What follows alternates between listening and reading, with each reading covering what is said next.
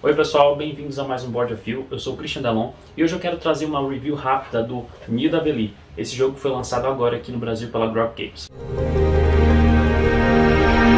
Para quem não conhece, o Nidavellir pode se jogar entre 2 a 5 jogadores. Ele é um jogo competitivo onde você faz leilões às cegas com moedas de diversos valores e você vai adquirindo cartas de anões.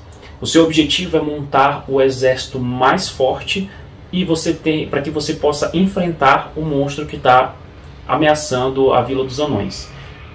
Mais forte quer dizer quem tem mais pontos de vitória. Então quem tiver mais pontos de vitória no final do jogo ganha. E se houver algum empate, os jogadores compartilham a vitória. Então como é que funciona esse jogo rapidamente? Aqui você tem o que seria o tabuleiro individual de jogador, que é igual para todos. E você pode, através dessas moedas aqui, fazer o leilão às cegas. Essas moedas têm valores iguais para todo mundo no início. E você pode ir upando no decorrer do jogo com essas douradas aqui. E aí você pode colocar elas viradas para baixo aqui na taberna 1, 2 ou 3, né, que é a do Goblin, do Dragão e do Cavalo. E além disso, se você joga a moeda 0, ela te permite fazer um upgrade da sua moeda. Como é que é esse upgrade? Você vai ter 2 moedas aqui, você vai somar aqueles valores, digamos que eu coloque uma moeda 5, uma moeda 3. Então eu vou somar esse valor, que vai ser aí eu vou pegar uma moeda 8, e eu descarto a moeda de valor mais alto, ou seja, eu vou descartar o 5 e pegar o 8. Se eu descartar uma moeda que seja vermelha, essa moeda ela sai do jogo, volta para a caixa do jogo. Se eu descartar uma moeda amarela, ela volta para aquela arquibancada que vem aqui dentro da caixa do jogo, que é uma arquibancada onde você coloca as moedas douradas. Então é assim que funciona o jogo. E são 2 eras do jogo, e em cada era, dependendo da quantidade de jogadores, vão ter 4 ou 3 rodadas. E aí você vai ter as tabernas, que você vai revelar número de cartas X de acordo com a quantidade de jogadores. Por exemplo, eu joguei partidas com 3 jogadores, então você revela 3 cartas de anões, e aí de acordo com a ordem que foi definida ali pelas moedas, você escolhe a primeira carta, aí tem o segundo jogador escolhe mais uma carta e assim por diante. E assim você vai montando o seu exército. É um jogo bem simples de pegar, porque basicamente para você saber jogar eles, você precisa entender como é que é a pontuação. São 5 tipos de cartas diferentes de anões, de cores, né? Que é o roxo, o vermelho, o laranja, o verde e o azul. Eu não lembro agora a nomenclatura de cada um, guerreiro, explorador, não lembro agora. Tem uma nomenclatura específica. Mas o importante é você saber como cada uma pontua. Se você souber isso, basicamente você sabe jogar o jogo. Por exemplo, o roxo, a pontuação do roxo e do verde já tem aqui do lado, que é uma progressão. Então aqui é ao quadrado, o verde, e o roxo é uma outra progressão, mais 1, mais 2, mais 3. Então quando você coloca a carta aqui do lado, ele já vai dizer quanto que você está pontuando.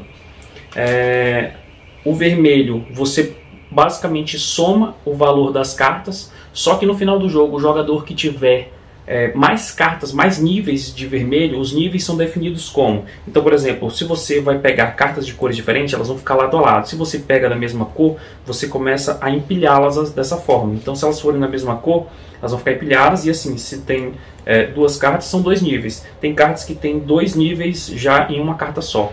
Então, quem tiver mais níveis em uma carta, da carta vermelha no final do jogo, além da pontuação somada, você vai somar a moeda de maior valor.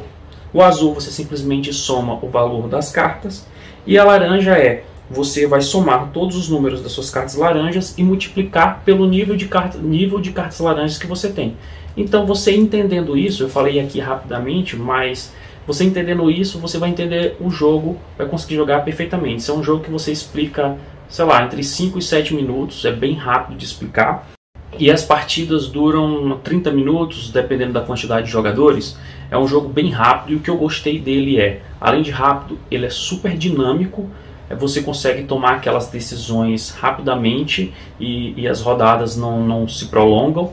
Além disso, ele é mais estratégico ainda do que eu imaginei, porque eu pensei que, por ser um jogo rápido, a estratégia dele seria bem bobinha. Não é que eu vou dizer que a estratégia dele seja tão pesada como outros jogos, mas o nível de estratégia de sorte dele é bem baixo, porque você tem uma decisão com base nas suas moedas. Todo mundo começa com as moedas iguais. Por mais que ali no início você ninguém tenha preferência por cartas e acaba que você pode dizer, ah, é sorte eu ter ficado com aquela carta, ou deu azar de ter pegado aquela carta.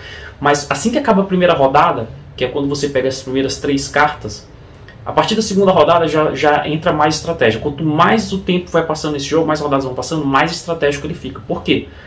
Porque depois da primeira rodada começa a se desenhar o que caminho que as pessoas estão querendo tomar. Então, por exemplo, se na primeira rodada eu adquirir uma azul, uma verde e uma laranja, eu posso querer pegar as outras 2 cores para poder pegar um herói. Porque quando você completa 5 cartas de cores diferentes numa linha, você pode ter direito a pegar um herói. Então a pessoa pode começar a pensar, ah, ele vai querer um herói, então eu vou bloquear ele nessas cartas.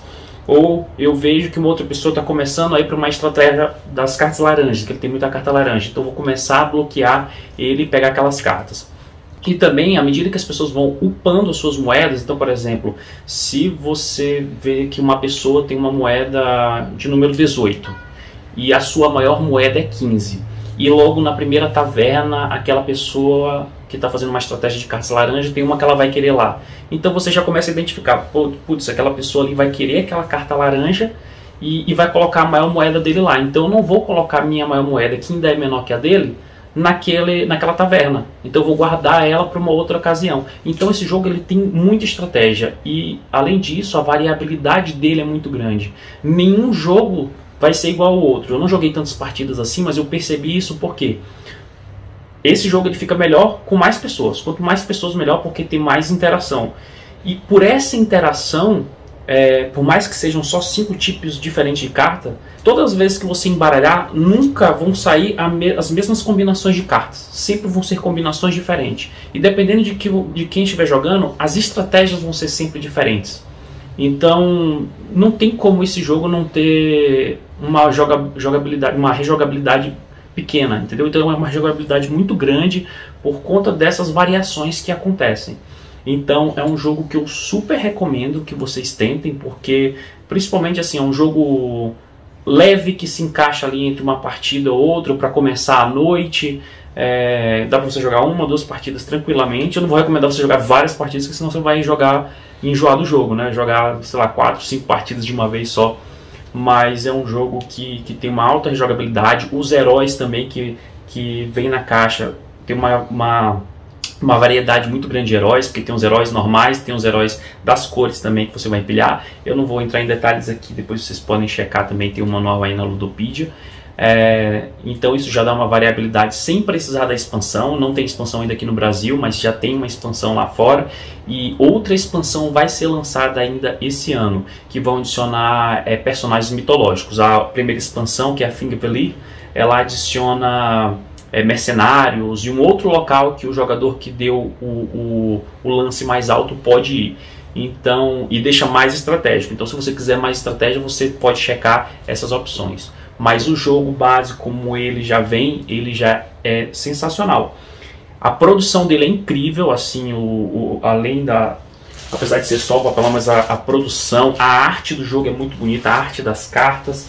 Você também tem arquibancada aqui para montar, onde você coloca as moedas para pegar, né? Fica fácil a visualização. A única coisa que eu não gostei tanto assim, mas besteira, são essas peças de taverna, porque elas são muito grandes, então elas pegam muito espaço da mesa. Aí você pode achar que não é um jogo que pegue tanto espaço de mesa, mas se você estiver jogando com 5 pessoas, isso aqui faz diferença, porque esse espaço dessas tavernas grandes, dessas peças grandes, você poderia usar simplesmente para as cartas, se elas fossem menores. Poderiam ser só alguma coisa assim, uma pecinha lateral, como esse aqui, como esse tabuleiro de jogador, que é lateral, né? E você vai colocando as cartas aqui do lado. Ficaria muito melhor, acho que ficaria melhor para visualização na mesa.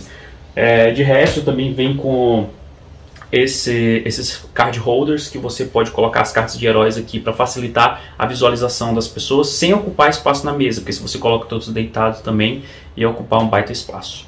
Então, pessoal, eu recomendo demais que vocês chequem o Nidavellir. Quem gosta de jogo de estratégia leve e para jogar com mais pessoas e fácil de apresentar para os novos jogadores, essa é uma boa pedida. Então valeu e até um próximo vídeo do Board of View.